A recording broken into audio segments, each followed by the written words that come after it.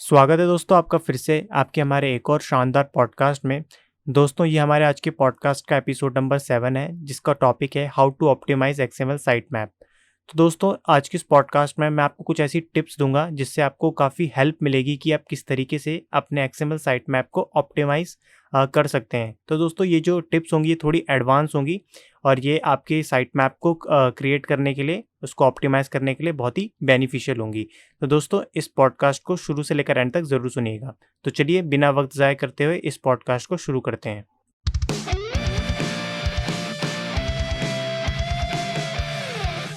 तो दोस्तों जो सबसे पहला पॉइंट है वो ये है कि use tools and plugins to generate your site map automatically. तो देखिए दोस्तों आपको अपनी वेबसाइट का साइट मैप क्रिएट करने के लिए प्लगइन्स की हेल्प लेनी होगी, जैसे कि योस्ट एसईओ, रैंक मैथ या फिर गूगल साइट मैप। ठीक है, ये प्लगइन क्या करते हैं, आपकी वेबसाइट का जो साइट मैप है ऑटोमेटिकली क्रिएट कर लेते हैं। ठीक है, और आपको कोई भी कोडिंग वगैरह यूज़ करने की ज़रूरत नहीं होती है। कुछ लोग क्या करते हैं, अपनी वेबसाइट का साइट मैप मैनुअल तरीके से भी क्रिएट करते हैं। ठीक है, वो एक गलत चीज़ नहीं है, बट क्या होता है कि जब भी हम कोडिंग कर रहे होते हैं तो कुछ ऐसी एरर्स आ जाती हैं जहाँ पर हमारा जो साइट मैप है वो ढंग से क्रिएट नहीं हो पाता है। ठीक है, और मैनुअल में एक दिक्कत ये भी होती है कि जब भी आप अपनी वेबसाइट पर कोई नया आर्टिकल पब्लिश करते हैं तो आपको वो लिंक भी वहाँ पर ऐड करनी पड़ती है ना, मैनुअल तरीके से। अगर आप ऑटोमेटिक साइट मैप बना रहे हैं प्लगइन के थ्रू, तो क्या होता है जब भी आप कोई आर्टिकल पब्लिश कर रहे हैं अपनी वेबसाइट पे तो वो ऑटोमेटिक ही साइट मैप पे सबमिट हो जाता है। तो ये आपको फ़ायदा मिलता है अगर आप ऑटोमेटिक साइट मैप क्रिएट कर रहे हैं किसी प्लगइन की हेल्प से। तो दोस्तों अब बात करते हैं अपने हम दूसरी टिप की, जिसका नाम है use high quality pages in your site map. तो देखिए दोस्तों आपको करना यह है कि जो भी आपकी वेबसाइट के हाई क्वालिटी पेजेस हैं आपको सिर्फ उन्हीं को ही अपने साइट मैप में इंक्लूड करना है। क्यों? क्योंकि देखिए अगर आप अपनी वेबसाइट के जो लो क्वालिटी पेजेस हैं उनको आप अपने साइट मैप पे इंक्लूड करते हैं तो क्या होता है, एक गूगल के पास एक सिग्नल जाएगा कि आपकी वेबसाइट एक ऑथेंटिक नहीं है ना। आपके लिए जो वेबसाइट में कंटेंट है, थिन कंटेंट है, ये आपके यूज़र के लिए बेनिफिशियल नहीं है, मतलब उनको यहाँ पे कोई वैल्यू नहीं मिलेगी। ठीक है, तो वो उन पेजेस को क्रॉल करेगा ज़्यादा, तो इससे क्या कि आपकी वेबसाइट की वैल्यू गिरेगी। ठीक है, तो आपको करना ये है कि जो भी आपकी वेबसाइट के हाई क्वालिटी पेजेस हैं, जैसे कि जिसमें ज़्यादा से ज़्यादा इमेजेस हों, वीडियोज़ हों ओरिजिनल, ठीक है, उसमें बहुत सारा यूनिक कंटेंट हो, वो जो आपका कंटेंट है हाईली ऑप्टिमाइज्ड हो, यूज़र फ्रेंडली हो, तो ऐसे जो आपके कंटेंट हैं, ठीक है, इनको हम कहते हैं हाई क्वालिटी। ठीक है, जो हाई क्वालिटी आपके कंटेंट है आपको सिर्फ इन्हीं के यूआरएल्स को आपको अपने साइट मैप में इंक्लूड करना है। ठीक है, तो दोस्तों जो हमारी तीसरी टिप है वो ये है, include only canonical versions of URLs in your site map. तो देखिए दोस्तों जिन पेजेस पर आपने अच्छे से कैनोनिकल टैग सेट कर रखे हैं आप सिर्फ उन्हीं पेजेस को अपने साइट मैप पे इंक्लूड करें। ठीक है, जहाँ पर आपने कैनोनिकल टैग अच्छे से जस्टिफाई नहीं कर रखा है उन पेजेस को आप अपने साइट मैप पे ना इंक्लूड करें। इससे क्या है कि अगर गूगल उन पेजेस को भी क्रॉल कर लेता है तो वहाँ पर आपको डुप्लीकेट कंटेंट वाला इशू आ सकता है।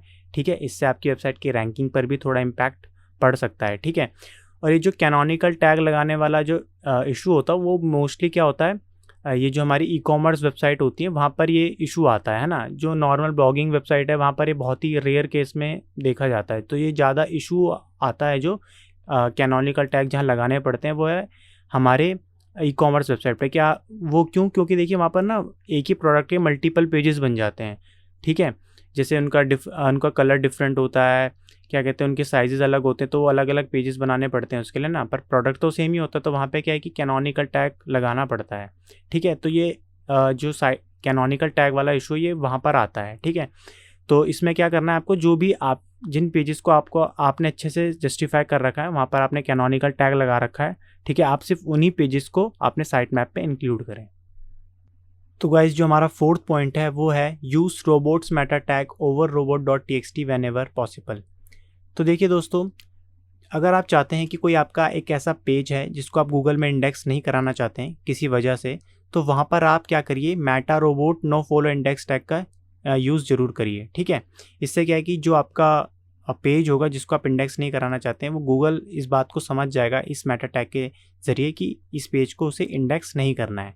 ठीक है, और इससे देखिए दोस्तों आपको फ़ायदा ये होगा कि क्या होता है कि जब भी गूगल का बॉट आपकी वेबसाइट पर आएगा तो वो आपके सिर्फ उन्हीं पेजेस को क्रॉल करेगा जिनको आप अपने सर्च इंजन रिजल्ट पेज पर दिखाना चाहते हैं ना। उससे क्या है कि जो आपका जिन पेजेस को आप अपने सर्च इंजन रिजल्ट पेज पे नहीं दिखाना चाहते हैं उनको वो क्रॉल ही नहीं करेगा, ठीक है। और इससे क्या है कि आपकी वेबसाइट का क्रॉल बजट भी बचेगा। जिनको क्रॉल बजट के बारे में नहीं पता है उनको मैं एक बार छोटी सी डेफिनेशन देके समझा देता हूँ। तो देखिए, क्रॉल बजट क्या होता है। एक टाइम फ्रेम होता है गूगल बॉट के पास, उस गिवन टाइम फ्रेम में वो हमारी वेबसाइट पर आकर हमारे वेबसाइट के सभी पेजेस को क्रॉल करता है, ठीक है। अगर उस टाइम फ्रेम में वो हमारे वेबसाइट के उन पेजेस को भी क्रॉल कर ले जिनको हम Google search engine result page पर दिखाना ही नहीं चाहते हैं, तो उससे क्या कि हमारी वेबसाइट का क्रॉल बजट खराब होगा, है ना। वो उन पेजेस को क्रॉल कर लेगा जिनको हम Google search engine result page पर दिखाना ही नहीं चाहते हैं, ठीक है। और जिनको हम दिखाना चाहते हैं उनको वो क्रॉल नहीं कर पाएगा। तो इससे क्या है कि हम अपनी वेबसाइट का क्रॉल बजट भी अच्छे से बचा रहे हैं, ठीक है। और गूगल को साफ साफ मेटा टैग के थ्रू बता भी रहे हैं कि आपको इन पेजेस को इंडेक्स नहीं करना है, ठीक है। सो गाइस, जो हमारी 5th टिप है वो है don't worry too much about priority settings.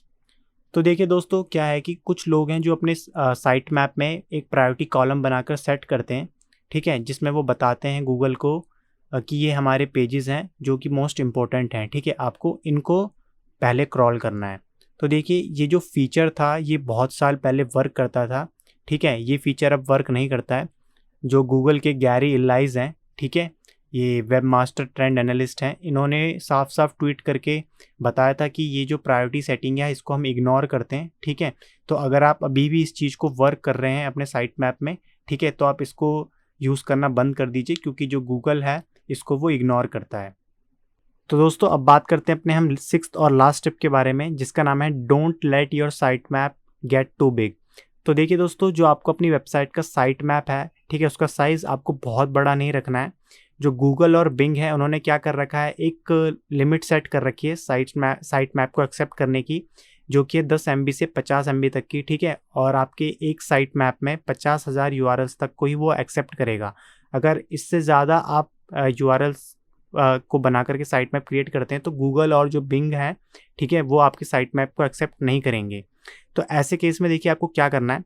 Suppose अगर आप एक शॉपिंग वेबसाइट रन कर रहे हैं ना, आपके 50,000 से ज़्यादा पेजेस हैं, लाइक 1 लाख, 1.5 लाख या 2 लाख, ठीक है। लेट सपोज मान लेते हैं कि आपके 2 लाख हैं, तो आपको क्या करना पड़ेगा। ऐसे केस में आपको 4 सेपरेट फाइल क्रिएट करनी पड़ेंगी 50-50 हज़ार पेजेस URLs की, ठीक है। इन 4 फाइल्स को क्रिएट करने के बाद आपको बारी बारी से इनको सर्च कंसोल में जाके सबमिट करना होगा, ठीक है। तो ऐसे करके आप क्या है कि आप अपने साइट मैप को क्रिएट कर सकते हैं और जितने भी आपके पेजेस हैं, ठीक है, उनको आप इंडेक्स करा सकते हैं ईजीली।